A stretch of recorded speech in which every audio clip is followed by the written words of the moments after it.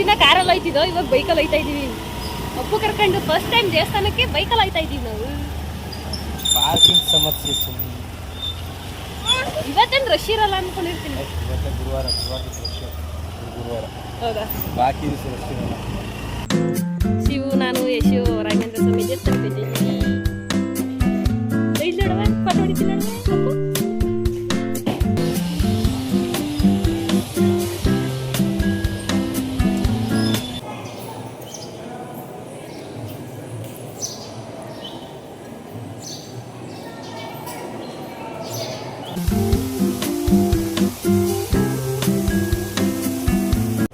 ಮಳೆ ಬರಂಗೈತೆ, ಬಾ ಬೇಗ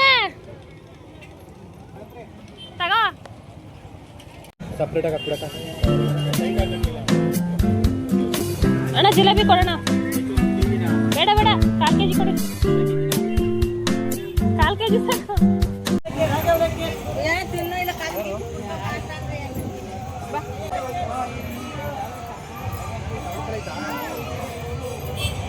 hi, hello, welcome back to my YouTube channel. ಎಲ್ಲರೂ ಹೇಗಿದ್ದೀರಾ?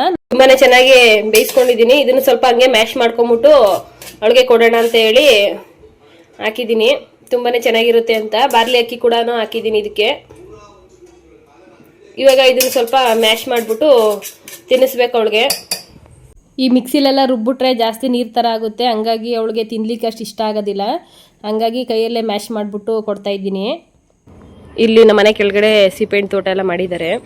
ಅವ್ರಿಗೆ ಸ್ವಲ್ಪ ಗೊಬ್ಬರ ಕೊಡಲಿಕ್ಕೆ ಹೇಳಿದ್ದೆ, ಹಾಗಾಗಿ ಇವತ್ತು ತೊಗೊಂಡು ಬರಬೇಕು. ಸ್ವಲ್ಪ ಗಿಡಗಳೆಲ್ಲ ಹಾಳಾಗ್ಬಿಡ್ತೈತೆ, ಹಾಗಾಗಿ ಸ್ವಲ್ಪ ಗೊಬ್ಬರಗಳನ್ನ ಇಸ್ಕೊಬಂದು ಹಾಕೋಣ ಅಂತೇಳಿ ಅಂದ್ಕೊಂಡಿದ್ದೀನಿ. ತೆಂಗಿನ ಮರಕ್ಕೆಲ್ಲ ಹಾಕಿದ್ದಾರೆ ನೋಡಿ, ಆ ಥರ. ಇದು ಪ್ಯೂರು ಆರ್ಗ್ಯಾನಿಕ್ ಗೊಬ್ಬರ, ಮನೆಯಲ್ಲೇ ಮಾಡಿರೋವಂಥದ್ದು, ಹಸುನ ಸಗಣಿಯಲ್ಲಿ ಮಾಡಿರೋವಂಥದ್ದವರು. ಅಂದರೆ ಹಸು ಸಗಣಿ ಹಾಕುತ್ತಲ್ಲ, ಎಲ್ಲನೂ ತೊಗೊಂಡೋಗಿ ಒಂದು ಹತ್ರ ಶೇಖರಣೆ ಮಾಡಿ ಇಟ್ಟಿರ್ತಾರೆ, ಅದು ಗೊಬ್ಬರ ಆಗುತ್ತೆ. ಹಂಗಾಗಿ ಅದು ತುಂಬಾ ಪ್ಯೂರು ಅಂತಲೇ ಹೇಳ್ಬೋದು. ಅದನ್ನು ಕೇಳಿದ್ದೆ, ಒಂದು ಸ್ವಲ್ಪ ಕೊಡಿ ಗಿಡಕ್ಕೆ ಅಂತ ಹೇಳ್ಬಿಟ್ಟು. ಕೊಡ್ತೀನಿ ಅಂತ ಹೇಳಿದರು. ಹಂಗಾಗಿ ಇವಾಗ ಹೋಗಿ ಇಸ್ಕೊಂಬರೋಣ ಅಂತೇಳಿ ಅಂದ್ಕೊಂಡಿದ್ದೀನಿ. ಇವಾಗ ಹೋಗಬೇಕು. ಇಲ್ಲಿ ಸ್ವಲ್ಪ ಗಿಡಗಳೈತೆ. ಇದು ಗುಲಾಬಿ ಗಿಡ ಎಲ್ಲ ಸ್ವಲ್ಪ ರೋಗ ಬರೋ ಥರ ಆಗಿಬಿಟ್ಟಿದೆ, ಹಂಗಾಗಿ ಹೋಗಿ ಇಸ್ಕೊಂಬರೋಣ ಅಂತೇಳಿ. ಕುದಿನ ಚೆನ್ನಾಗಿ ಬಂದಿದೆ, ಇದನ್ನು ಸಹಿತ ಹಾಳಾಗ್ಬಿಟ್ಟಿತ್ತು. ಹಂಗಾಗಿ ಸ್ವಲ್ಪ ಇಸ್ಕೊಬಂದು ಹಾಕ್ತೀನಿ ಇವತ್ತು, ನೋಡೋಣ ಯಾವ ಥರ ಆಗುತ್ತೆ ಅಂತ ಹೇಳ್ಬಿಟ್ಟು. ಇವಾಗ ಸಂಜೆ ಆಗಿದೆ, ಆವಾಗಲೇ 4 ಗಂಟೆ. ರಾಘವೇಂದ್ರ ಸ್ವಾಮಿ ದೇವಸ್ಥಾನಕ್ಕೆ ಹೋಗೋಣ ಅಂತ ಹೇಳ್ಬಿಟ್ಟು ಹೊರಡ್ತಾ ಇದ್ದೀನಿ. ಹೋದ ವಾರ ಹೋಗಿದ್ವಲ್ಲ, ಹಂಗಾಗಿ ಈ ವಾರನೂ ಕೂಡ ಹೋಗ್ತಾ ಇದ್ದೀವಿ. 3 ವಾರ ಬರ್ತೀನಿ ಅಂತ ಹೇಳಿ ಶಿವು ಅಂದ್ಕೊಂಡಿದ್ರಂತೆ, ಹಂಗಾಗಿ ಈ ವಾರನೂ ಹೋಗ್ತಾ ಇದ್ದೀವಿ. ಸಡನ್ನಾಗಿ ಅವ್ರಿಗೆ ಡ್ಯೂಟಿ ಈ ಕಡೆ ಬಿದ್ದಿತ್ತು, ಹಂಗಾಗಿ ಮನೆ ಕಡೆ ಬಂದರು. ಹಂಗಾಗಿ ಸಂಜೆ ಟೈಮಲ್ಲಿ ಹೋಗ್ತಾರ ಅಂಥದ್ದು. ನಾವು ಅವರೊಬ್ಬರೇ ಹೋಗೋದಾಗಿದ್ದರೆ ಬೆಳಗ್ಗೆನೇ ಹೋಗ್ಬಿಟ್ಟು ಹಂಗೇನೆ ಪೂಜೆ ಮುಗಿಸ್ಕೊಂಡು ಕೆಲ್ಸಕ್ಕೆ ಹೋಗಿರೋರು. ನಮ್ಮನ್ನು ಕರ್ಕೊಂಡು ಹೋಗೋಣ ಅಂತ ಹೇಳ್ಬಿಟ್ಟು ಸಂಜೆ ಟೈಮ್ಗೆ ಬಂದಿದ್ದರು. ಹಂಗಾಗಿ ಇವತ್ತು ನಾವು ಕೂಡ ಹೊರಟಿದ್ದೀವಿ. ಯಶು ನಾನು ರೆಡಿ ಮಾಡಿಬಿಟ್ಟು ನಾನು ಕೂಡ ರೆಡಿ ಆಗಿಬಿಟ್ಟು ಹೋಗ್ತಾ ಇದ್ದೀನಿ. ಇವಾಗ ಟೈಮ್ ಬೇರೆ ಆಲೇ 4:15 ಆಗ್ತೈತೆ, ಸಂಜೆ ಅಲ್ವಾ. ಹಂಗಾಗಿ ಮನೇಲಿ ಯಾವುದೇ ಥರ ವೀಡಿಯೋಸು ಮಾಡ್ಕೊಳ್ಳಿಲ್ಲ. ಇನ್ನು ನಾನು ಕೂಡ ಅಡುಗೆ ಎಲ್ಲ ಮಾಡಿ ಇಟ್ಕೊಂಬಿಡೋಣ ಅಂತೇಳಿ ರೆಡಿ ಮಾಡ್ಕೊತಾ ಇದ್ದೆ. ಅಷ್ಟರೊಳಗೆ ಶಿವು ಬಂದ್ರಲ್ಲ ಅಂದ್ಬಿಟ್ಟು ಸಂಜೆ ಬಂದು ಅಡುಗೆ ಮಾಡಿದ್ರಾಯ್ತದೆ ಅಂತ ಹೇಳ್ಬಿಟ್ಟು ಹೊರಟಿದ್ದೀನಿ. ಇನ್ನು ಅವ್ರಿಗೆ ಕಾರು ಓಡಿಸಿ ತುಂಬ ಬೋರ್ ಆಗಿತ್ತಂತೆ, ಕಾಲು ಬೇರೆ ತುಂಬಾ ನೈತಾ ಇತ್ತು ಅಂತ ಹೇಳಿದ್ರು. ಹಂಗಾಗಿ ಇವಾಗ ಬೈಕಲ್ಲೇ ಹೋಗ್ಬಿಟ್ಟು ಬರ್ತಾ ಇದ್ದೀವಿ. ಇದು ನಮ್ಮ ಮನೆಗೆ ಹತ್ರನೇ ಇದೆ, ತುಂಬಾ ನಿಯರು, ತುಂಬ ದೂರ ಏನಿಲ್ಲ. ಇಷ್ಟು ದಿನ ಕಾರಲ್ಲಿ ಹೋಯ್ತಿದ್ದೋ, ಇವಾಗ ಬೈಕಲ್ಲಿ ಹೋಯ್ತಾ ಇದ್ದೀವಿ. ಅಪ್ಪು ಕರ್ಕೊಂಡು ಫಸ್ಟ್ ಟೈಮ್ ದೇವಸ್ಥಾನಕ್ಕೆ ಬೈಕಲ್ಲಿ ಹೋಯ್ತಾ ಇದ್ದೀವಿ ನಾವು. ಪಾರ್ಕಿಂಗ್ ಸಮಸ್ಯೆ ಸುಮ್ಮನೆ. ಇವತ್ತೇನು ರಶ್ ಇರಲ್ಲ ಅನ್ಕೊಂಡಿರ್ತೀನಿ. ಗುರುವಾರ ಇನ್ನೇನು ಟೈಮ್ ಎಷ್ಟ ಗೊತ್ತಿಲ್ಲ ಅಲ್ಲೇ. ಇನ್ನು ಗುರುವಾರ ಆಗಿರೋದ್ರಿಂದ ತುಂಬಾ ರಶ್ ಇರ್ತಾರೆ. ಹಂಗಾಗಿ ಹೋದ್ವಾರನೂ ತುಂಬಾ ರಶ್ ಇದ್ದರು. ಕಾರು ಪಾರ್ಕಿಂಗ್ ಮಾಡಲಿಕ್ಕೆ ಜಾಗನೇ ಸಿಗಲಿಲ್ಲ. ಮತ್ತು ಮನೆ ಕಡೆ ಬರಬೇಕಾದ್ರೂ ತುಂಬಾ ಟ್ರಾಫಿಕ್ ಆಗಿಬಿಡುತ್ತೆ. ಇಲ್ಲ ಮನೆ ಹತ್ರ 1 ವೇ ರೋಡ್ ಇದೆ, ಹಂಗಾಗಿ ಬೈಕಲ್ಲಾದರೆ ಬೇಗನೆ ಬರ್ಬೋದು ಅಂತೇಳಿ ಹೊರಟಿದ್ದೀವಿ.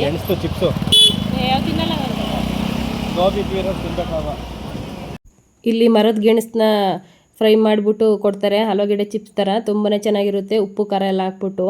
ಅದನ್ನು ಲೋ ಬಿ ಪಿ ಇರೋರು ತಿಂದರೆ ತುಂಬಾ ಒಳ್ಳೆಯದಾಗುತ್ತೆ ಅಂತ ಹೇಳ್ತಾಯಿದ್ರು. ನಾನು ಅದನ್ನು ಅಷ್ಟಾಗಿ ಇಷ್ಟಪಟ್ಕೊಂಡು ತಿನ್ನೋದಿಲ್ಲ. ಶಿವು ಯಾವಾಗಲೂ ಹೋದಾಗ ತೊಗೊತಾರೆ ಅದನ್ನು.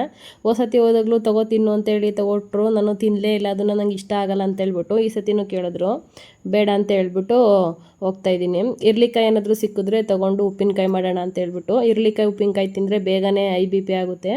ಹಂಗಾಗಿ ಲೋ ಬಿ ಪಿ ಇರೋರಿಗೆಲ್ಲ ಇರ್ಲಿಕಾಯಿ ಉಪ್ಪಿನಕಾಯಿ ತುಂಬಾ ಒಳ್ಳೆಯದು. ನಾನು ಕೂಡ ಅದನ್ನು ತೊಗೊಂಡು ತಿಂತೀನಿ. ಇರ್ಲಿಕಾಯಿ ಸಿಕ್ಕಿದ್ರೆ ಸಾಕು, ಮನೇಲಿ ತೊಗೊಂಬಂದು ಉಪ್ಪಿನಕಾಯಿ ಕೂಡ ಮಾಡ್ತೀವಿ. ಇನ್ನೂ ರಶ್ ಐತೆ ಜನ. ಈಗ ಕೆಲಸ ಮಾಡೋ ಟೈಮಲ್ಲೇ ಈಗ ಫುಲ್ ರಶ್ ಆಗೋಯ್ತದೆ. ಇನ್ನು ನಾವು ಕೂಡ ದೇವಸ್ಥಾನ ಹತ್ರ ಬಂದ್ವಿ. ಸಂಜೆ ಟೈಮು ಇದೇ ಫಸ್ಟ್ ಟೈಮ್ ಬಂದಿರೋದು. ಬೆಳಗ್ಗೆ ಇಲ್ಲ ಮಧ್ಯಾಹ್ನ ಬಂದು ಹೋಗ್ಬಿಡ್ತಾ ಇದ್ವಿ. ಜನ ಮಾತ್ರ ತುಂಬಾ ಇದ್ದಾರೆ. ಕೆಲಸ ಬಿಡೋ ಟೈಮಲ್ಲಿ ಬಂದಿರೋದ್ರಿಂದ ಎಲ್ಲ ಕೆಲಸ ಮುಗಿಸ್ಕೊಂಡು ದೇವಸ್ಥಾನಕ್ಕೆ ಹೋಗ್ತಾರಂತೆ ತುಂಬ ಜನ. ಇವತ್ತು ಗುರುವಾರ ಆಗಿರೋದ್ರಿಂದ ತುಂಬಾ ಜನ ಇದ್ದಾರೆ ಅಂತಲೇ ಹೇಳ್ಬೋದು. ಬೈಕ್ಗಳಂತೂ ಕಾಲಿಕ್ಕಕ್ಕೆ ಜಾಗ ಇರಲಿಲ್ಲ, ಅಷ್ಟೊಂದು ಬೈಕ್ಗಳನ್ನ ನಿಲ್ಲಿಸಿದ್ರು. ಇನ್ನು ನಾವು ಕೂಡ ಬಂದು ದರ್ಶನಕ್ಕೆ ಹೋಗೋಣ ಅಂತೇಳಿ ಹೊರಡ್ತಾ ಇದ್ದೀವಿ. ಇವತ್ತು ಲೈಟಿಂಗ್ಸ್ ಕೂಡ ಹಾಕಿ ನೀರು ಬೇರೆ ಹಾಕಿದ್ರು, ತುಂಬಾ ಚೆನ್ನಾಗಿ ಕಾಣಿಸ್ತಾ ಇತ್ತು. ಅದನ್ನು ಕೂಡ ಸ್ವಲ್ಪ ಕ್ಲಿಪ್ಪಿಂಗ್ಸ್ ತೊಗೊಂಡಿದ್ದೀನಿ. ನಾವು ಸತಿ ಬಂದಾಗ ಇನ್ನೂ ಲೈಟಿಂಗ್ಸ್ ಏನೂ ಹಾಕಿರಲಿಲ್ಲ, ಇನ್ನೂ ಅವಾಗ ರೆಡಿ ಮಾಡ್ತಾಯಿದ್ರು ಹೋದ ವಾರ. ಒಂದೊಂದು ವಾರಕ್ಕೂ ಒಂದೊಂದು ಥರ ಇಂಪ್ರೂವ್ಮೆಂಟ್ ಮಾಡ್ತಾ ಇದ್ದಾರೆ. ಈ ನಡುವೆ ತುಂಬಾ ಚೆನ್ನಾಗಿ ಇಂಪ್ರೂವ್ಮೆಂಟ್ ಎಲ್ಲ ಮಾಡ್ತಾ ಇದ್ದಾರೆ ದೇವಸ್ಥಾನನ. ನೋಡಲಿಕ್ಕೆ ತುಂಬಾ ಚೆನ್ನಾಗಿದೆ. ಮತ್ತು ಫ್ರಂಟಲ್ಲಿ ಗೇಟ್ ಬಿಟ್ಟಿದ್ರಲ್ಲ, ಇವಾಗ ಸೈಡಿಂದ ಬಿಟ್ಟಿದ್ದಾರೆ ಹೋಗ್ಲಿಕ್ಕೆ. ಫ್ರಂಟಲ್ಲಿ ಎಲ್ಲನೂ ಸ್ಟಾಪ್ ಮಾಡಿಬಿಟ್ಟಿದ್ದಾರೆ ಇವಾಗ. ಹೋದ ವಾರ ಬಂದಿದ್ದಕ್ಕಿಂತ ಈ ವಾರ ತುಂಬಾ ಜನ ಇದ್ದಾರೆ ಅಂತಲೇ ಹೇಳ್ಬೋದು. ತುಂಬಾ ಕ್ರೌಡ್ ಆಗಿತ್ತು.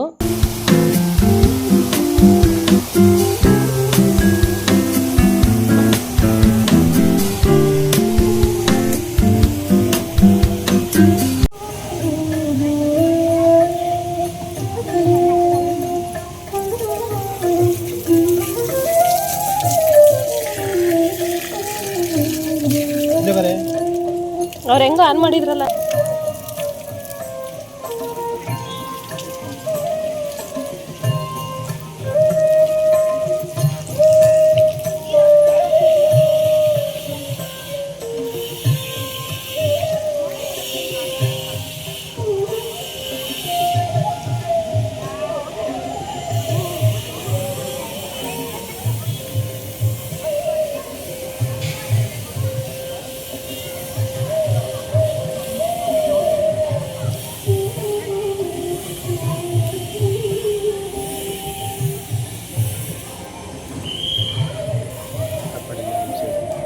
ಇನ್ನು ಫ್ರಂಟಲ್ಲಿ ಗೇಟ್ನ ಕ್ಲೋಸ್ ಮಾಡಿಬಿಟ್ಟು ಈ ಕಡೆ ಸೈಡಿಂದ ಬಿಟ್ಟಿದ್ದಾರೆ.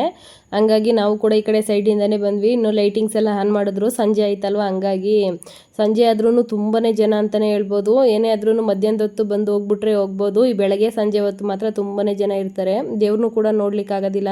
ಹಂಗಾಗಿ ನಾವು ಲೈನ್ಗೇನು ಹೋಗಿ ನಿಂತ್ಕೊತಾ ಇಲ್ಲ, ಇಲ್ಲೇ ಸೈಡಿಂದನೇ ನೋಡಿಕೊಂಡು ಇಲ್ಲಿಂದನೇ ದರ್ಶನ ಮಾಡ್ಕೊಳ್ಳೋಣ ಅಂತೇಳಿ ಈ ವಾರನೂ ಸೈಡಲ್ಲೇ ನಿಂತ್ಕೊಂಡು ಮಾಡ್ಕೋತಾ ಇರೋಂಥದ್ದು. ದೀಪ ಎಲ್ಲ ಬೆಳಗ್ಗೆ ಆವಾಗಲೇ ಹರಕೆ ಎಲ್ಲ ಕಟ್ಟಿದ್ವಿ. ಇವಾಗ ಯಾವುದೂ ಇಲ್ಲ, ಸುಮ್ಮನೆ ಜಸ್ಟು ಹಂಗೆ ಕೈ ಮುಕ್ಕೊಂಡು ದರ್ಶನ ಮಾಡಿಕೊಂಡು ಹೋಗ್ತಾ ಇರೋಂಥದ್ದು.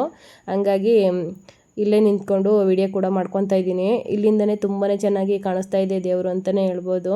ಭಗವಂತ ಎಲ್ಲಿದ್ರೂ ಒಂದೇ ಅಲ್ವಾ, ಎಲ್ಲಿದ್ರೂ ಕಾಪಾಡ್ತಾನೆ. ಹಂಗಾಗಿ ನಾನು ಕೂಡ ಇಲ್ಲೇ ಕೈ ಮುಕ್ಕೊಂಡು ಹೋಗ್ತಾ ಇರೋಂಥದ್ದು. ತುಂಬಾ ಜನ ಬಂದಿದ್ದಾರೆ, ನೋಡ್ತಾ ಇರ್ಬೋದು. ಕಾಲಿಕ್ಕಕ್ಕೂ ಕೂಡ ಜಾಗ ಇರಲಿಲ್ಲ, ಅಷ್ಟು ಜನ ಇದ್ದರು. ಇನ್ನು ಮಳೆ ಕೂಡ ಬರ್ತಾ ಇರಲಿಲ್ಲ ಅಂತೇಳಿ ಬೈಕಲ್ಲಿ ಕೂಡ ಬಂದಿದ್ವಿ ನಾವು. ಹಂಗಾಗಿ ಇವಾಗ ಸ್ವಲ್ಪ ಲೈಟಾಗಿ ಮೋಡ ಮುಚ್ಕೊಳ್ಳೋ ಥರ ಅನ್ನಿಸ್ತಾ ಇತ್ತು. ಹಂಗಾಗಿ ಬೇಗನೆ ದರ್ಶನ ಮಾಡಿಕೊಂಡು ಹೋಗೋಣ ಅಂತೇಳಿ ಇವಾಗ ಒಳಗಡೆ ಹೋಗ್ತಾ ಇದ್ದೀವಿ.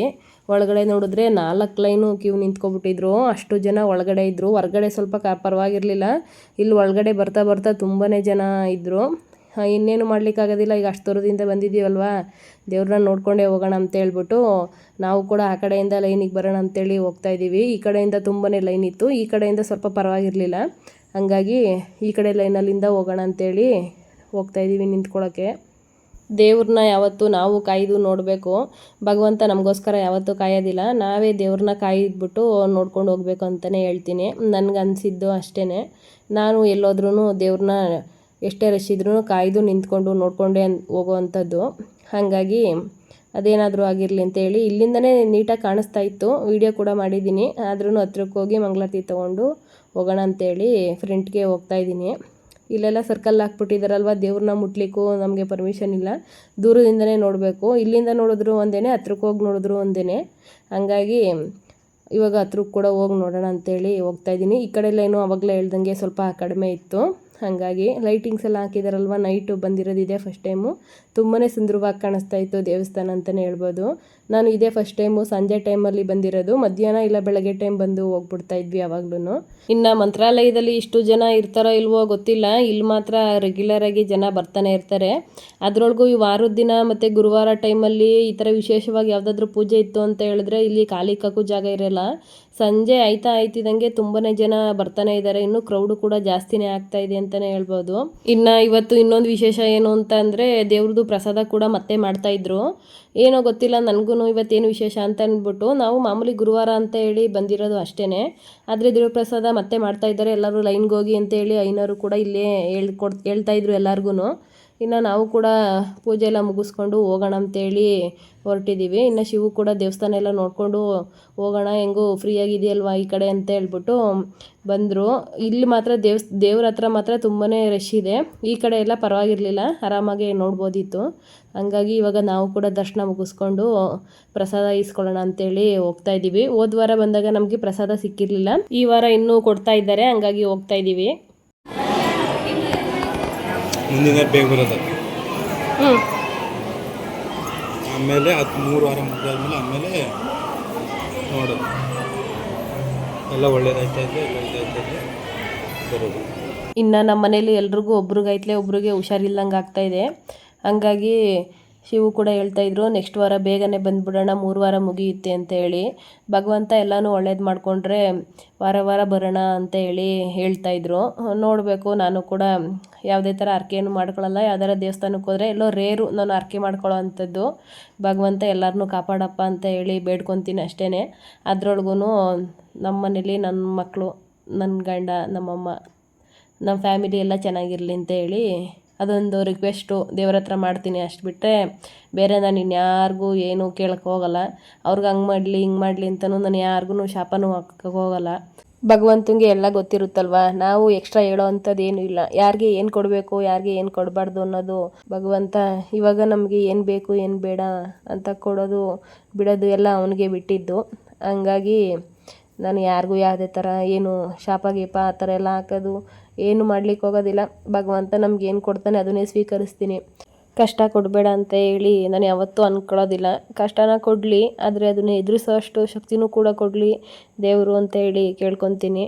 ಕಷ್ಟ ಸುಖ ಎಲ್ಲನೂ ಇಲ್ಲದೆ ಇರೋದು ಜೀವನನೇ ಅಲ್ವಂತೆ. ಹಂಗಾಗಿ ಅವನೇನೇ ಕೊಡಬೇಕು ಅಂತಂದ್ರೂ ಎಲ್ಲನೂ ಯೋಚನೆ ಮಾಡಿ ಕೊಡೋ ಅಂಥದ್ದು. ಯಾರಿಗೆ ಯಾವ ಟೈಮ್ಗೆ ಏನು ಕೊಡಬೇಕು ಏನು ಕೊಡಬಾರ್ದು ಎಲ್ಲನೂ ಭಗವಂತನಿಗೆ ಗೊತ್ತಿರುತ್ತೆ. ಹಂಗಾಗಿ ರಾಯರನ್ನ ನಾನು ಯಾವತ್ತೂ ಏನೂ ಕೇಳೇ ಇಲ್ಲ ಇಲ್ಲಿ ಗಂಟನೂ. ಎಲ್ಲನೂ ನಮ್ಮ ಕುಟುಂಬ ಸಮೃದ್ಧಿಯಿಂದ ಸುಖವಾಗಿ ಆರೋಗ್ಯವಾಗಿ ಇರಲಿ ಕಣಪ್ಪ ಅಂತೇಳಿ ಅಷ್ಟೇ ಕೇಳ್ಕೊಂಡು ಹೋಗೋ ಅಂಥದ್ದು ನಾನು.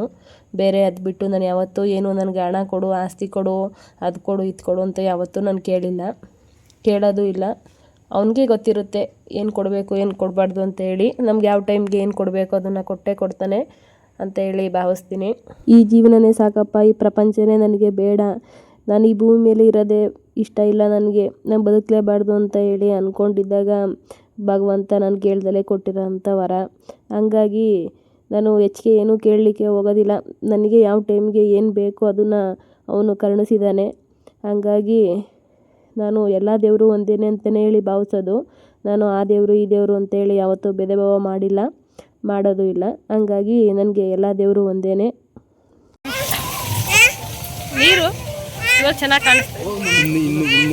ಇನ್ನು ಕತ್ಲಾಗಬೇಕು ಪೂರ್ತಿ.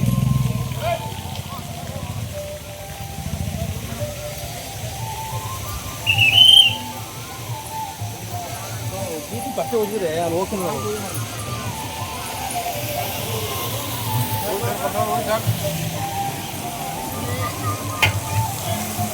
ಇವಾಗ ಲೈಟಿಂಗ್ ಸಾಕವ್ರಲ್ಲ, ರೆಡ್ ಒಂದೇ ಹಾಕಿರೋ. ಒಟ್ಟಾರೆಯಾಗಿ ಮೊದಲಿಗಿಂತ ಇವಾಗ ದೇವಸ್ಥಾನನ ತುಂಬ ಚೆನ್ನಾಗಿ ಡೆಕೋರೇಷನ್ ಮಾಡ್ತಾ ಇದ್ದಾರೆ. ಪಾರ್ಕಿಂಗ್ ಜಾಗ ಎಲ್ಲ ನೀಟಾಗಿ ಮಾಡಿಬಿಟ್ಟು ಇವಾಗ ಊಟಕ್ಕೆಲ್ಲ ಚೌಟ್ರಿ ಆ ಥರ ಎಲ್ಲ ನೀಟಾಗಿ ಕಟ್ಬಿಟ್ಟು ಮಾಡ್ತಾ ಇದ್ದಾರೆ. ತುಂಬಾ ಚೆನ್ನಾಗಿದೆ ಈಗಂತೂ ನೋಡಲಿಕ್ಕೆ ದೇವಸ್ಥಾನ. ಮೊದಲು ಈ ಥರ ಇರಲಿಲ್ಲ. ಈ ನಡುವೆ ಅಂತೂ ಮನೆಗಳು ತುಂಬಾ ಚೆನ್ನಾಗಿ ಕಟ್ತಾ ಇದ್ದಾರೆ ಈ ಕಡೆ ಎಲ್ಲ.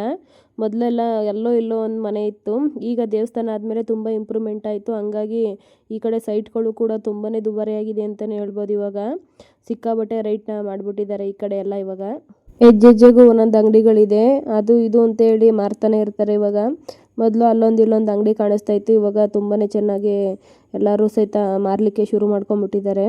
ಹಂಗಾಗಿ ಇವಾಗ ಇರ್ಲಿಕಾಯಿ ಕೂಡ ಸಿಕ್ಕಿತ್ತು ಇಲ್ಲಿ, ನಾಟಿ ಇರ್ಲಿಕಾಯಿ ಅಂತ ಹೇಳ್ಬಿಟ್ಟು ಕೊಟ್ಟರು. ಅದನ್ನ ನೋಡಿದ್ರೆ ತುಂಬಾ ಒಂಥರ ಹಾಳಾದಂಗೆ ಅನ್ನಿಸ್ತಾ ಇತ್ತು. ಅದರೊಳಗೆ ಹುಳಿ ಕೂಡ ಇರಲಿಲ್ಲ, ಹಂಗಾಗಿ ತೊಗೊಳ್ಳಿಲ್ಲ.